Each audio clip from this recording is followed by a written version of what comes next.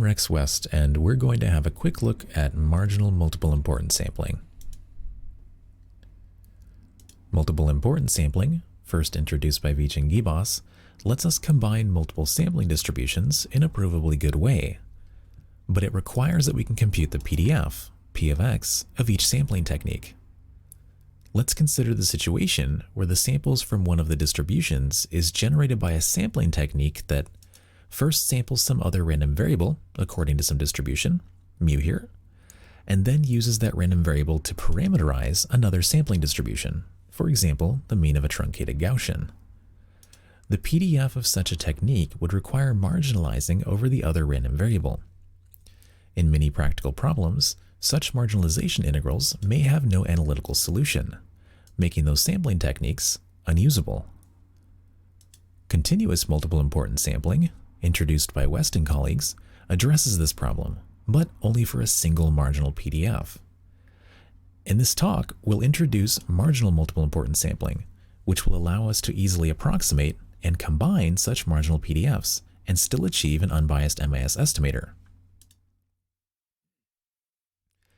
Let's start with a quick overview of Monte Carlo integration and multiple importance sampling. In Monte Carlo integration, we estimate an integral by sampling the function randomly and dividing by the probability density, P of x, of choosing that sample. A single estimate may not be very accurate, but we can average many of these to make an improved estimate. And as we keep increasing the number of samples, we converge on the true solution. However, improving estimates by just taking more samples can be expensive. So we can instead improve how the samples are distributed, called a sampling technique. Ideally, we'd want a distribution of samples that is proportional to the function we are integrating, such that higher regions are sampled more often and lower regions are sampled less often. This is called importance sampling. But it can be difficult to design one technique that importance samples the entire integrand well.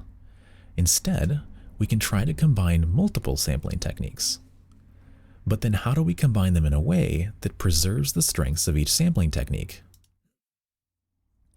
Veach and Gibbos proposed one way to do so, called multiple importance sampling, or MIS.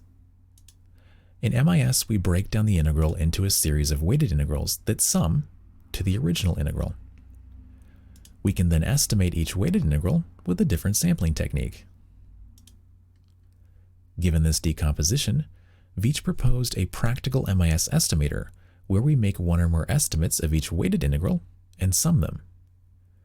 From each technique, we first choose one or more samples. For example, 1 from the first, 3 from the second, and maybe 2 from the last. And then each sample is weighted and summed to produce an estimate of the original integral. Given the MIS estimator, we would then ideally like to find a weighting function that results in an efficient estimator. Veach and Gibbos proposed the provably good bounce heuristic that weights each integral proportional to its sampling technique. Note, however, that this estimator assumes that we can readily compute the probability density function of each sampling technique. But as we saw earlier, if P of x requires marginalization over some other random variable with no analytical solution, we are stuck. However, there is a way we can avoid directly computing P of x, but still achieve an unbiased estimator. To get there, let's take a look at two variants of multiple importance sampling that will help us towards our goal: continuous MIS and stochastic MIS. West and colleagues introduced continuous MIS, or CMIS, as a generalization of multiple importance sampling to continuums of sampling techniques. What was a sum over a finite set of weighted integrals in discrete MIS is now an integral over a continuum in CMIS. In MIS, we had assigned a discrete sampling technique to each weighted integral. Let's change our visualization a bit to a 1D color bar, where the brighter the color, the higher the sample density. In CMIS, we also assign a sampling technique to each weighted integral, but now that we have a continuum of integrals and techniques, we can use a single higher dimensional space to represent both techniques and samples. Here, each T is a technique identifier, and the plots on the left are the scan lines on the right. In CMIS, As we now have two continuous random variables, x and t, we sample them according to their joint probability density, giving us an ordinary Monte Carlo estimator for the double integral. CMIS also has a bounds heuristic that is provably optimal.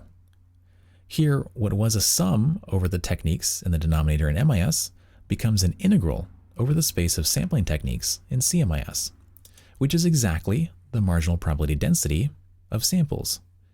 Let's keep this in mind, as it will prove useful later. To use the bounds heuristic in practice, however, we need to evaluate this density integral in the denominator. Unfortunately, in many applications, this integral is not available in closed form. To circumvent this, West and colleagues show that we can stochastically approximate it and still achieve unbiased estimation, using what they refer to as stochastic MIS.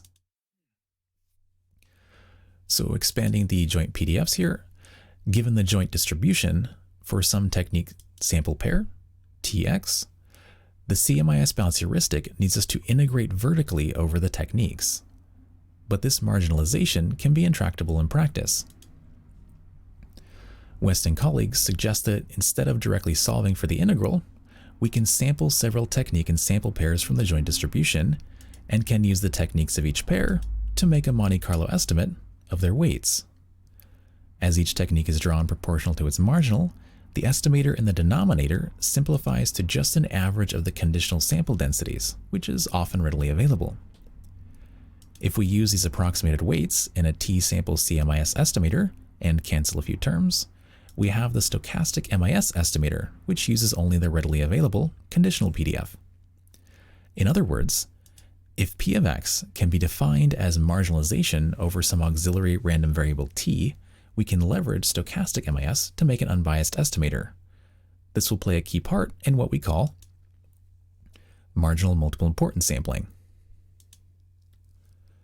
So back to our original problem. In MIS, we have several sampling techniques we would like to combine. When these techniques generate samples conditional on some other random variables, an ordinary MIS estimator requires that we marginalize over these other variables. We'll refer to these as auxiliary variables. If this integral has no closed-form solution, we will be unable to compute the marginal PDF. Classically, this would prevent us from using the sampling technique. However, these auxiliary variables conditionalize sampling, much like the technique identifiers did in CMIS. In fact, we can consider the space of auxiliary variables for a marginal technique as a continuous technique space. We can then expand each marginal technique, P of x, over their respective auxiliary variables, giving us a countable set of technique spaces. Then, in the spirit of Stochastic MIS, we can sample one or more technique sample pairs from each of the technique spaces, and the sampled techniques can then be used to weight the corresponding samples. The resulting estimator only requires the often readily available conditional PDF of a sample given the auxiliary variable. We'll refer to this as marginal multiple importance sampling. In marginal MIS, the individual technique spaces can even be a single classical technique, have potentially different dimensionality, or even be entirely comprised of biased techniques. So to put it all together, continuous MIS laid the foundation to express an unconditional PDF as marginalization over a technique space, but this marginalization can be difficult or impossible to evaluate in practice. Stochastic MIS helps us solve that problem by extending MIS to stochastic technique selection, which we can leverage to make an approximation of the marginalization. Our marginal MIS then generalizes stochastic MIS to multiple technique spaces, letting us construct an unbiased MIS estimator, even if multiple sampling techniques require intractable marginalization over different technique spaces. So with these general concepts established, let's have a look at how we can apply it to light transport to tackle the problem of combining path sampling techniques, where paths are sampled conditionally on one or more vertices that are not included in the path. In light transport simulation, we want to compute how much light leaves light sources, bounces around the environment, and reaches the camera.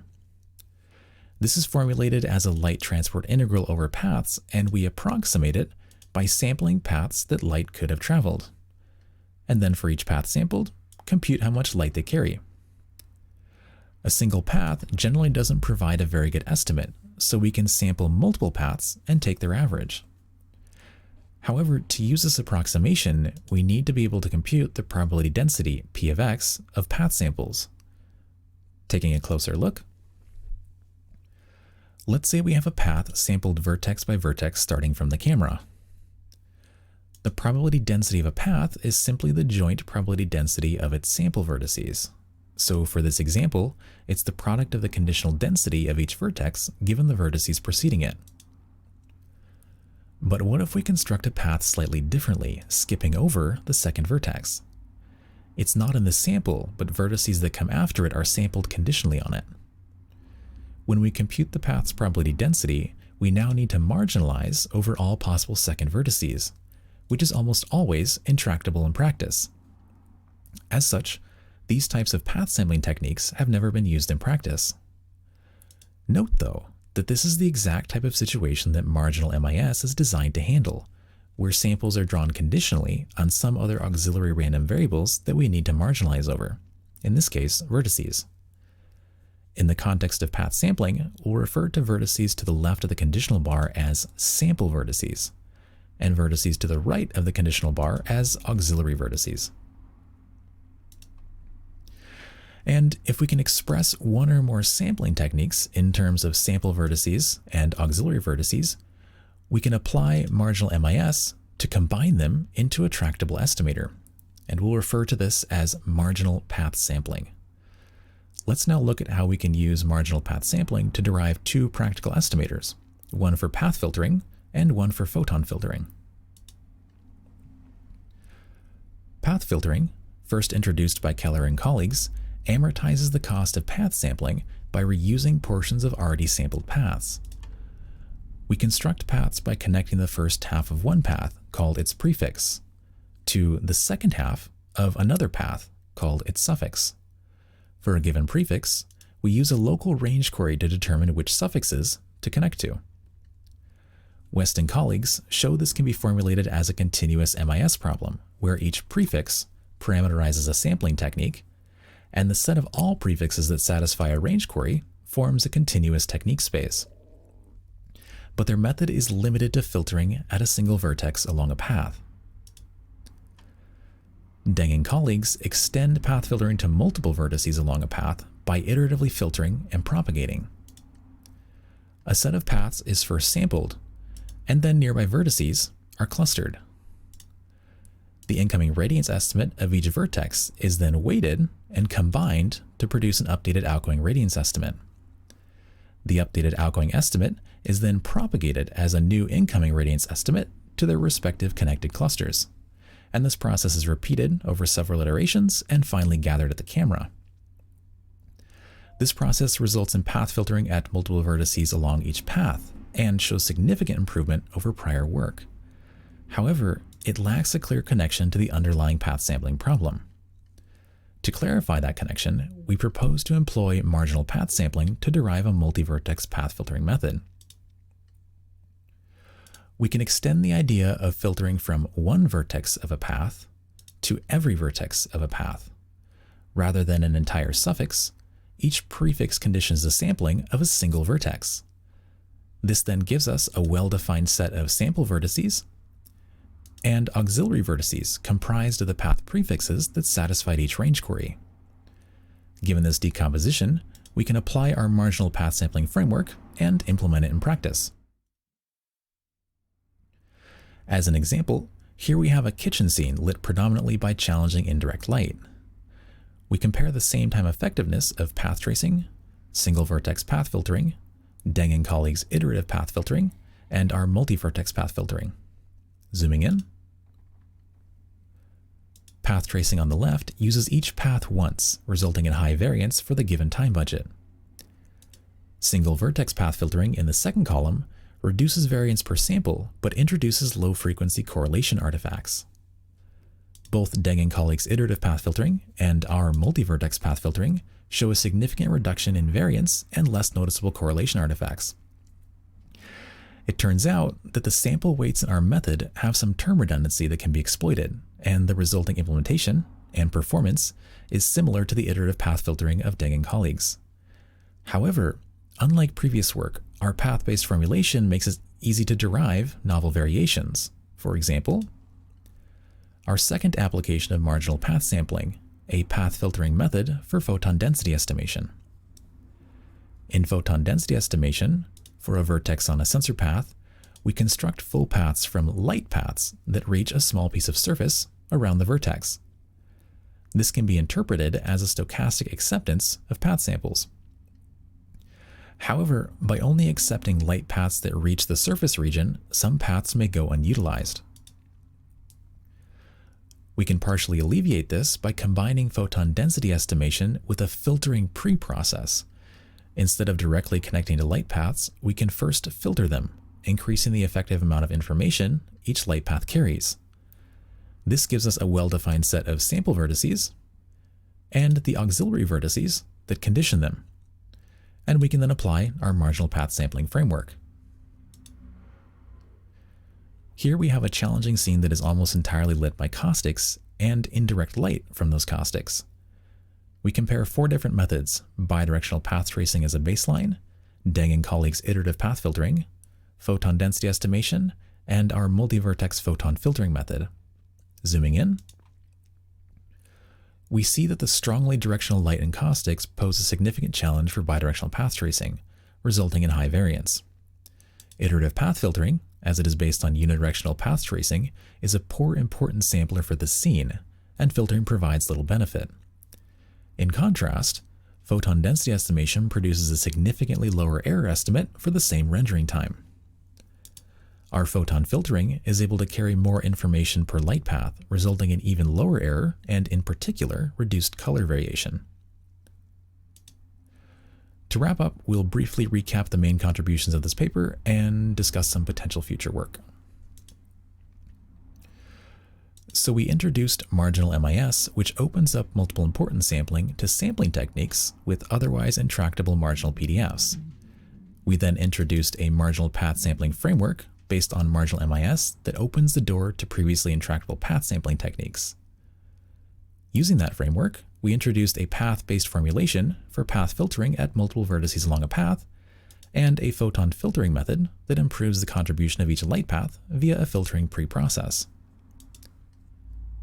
For future work, for marginal multiple importance sampling, it would be interesting to explore weighting heuristics that take into account the nature of stochastic technique selection. As well, it would be informative to have a better understanding of the variance introduced by stochastically selecting sampling techniques.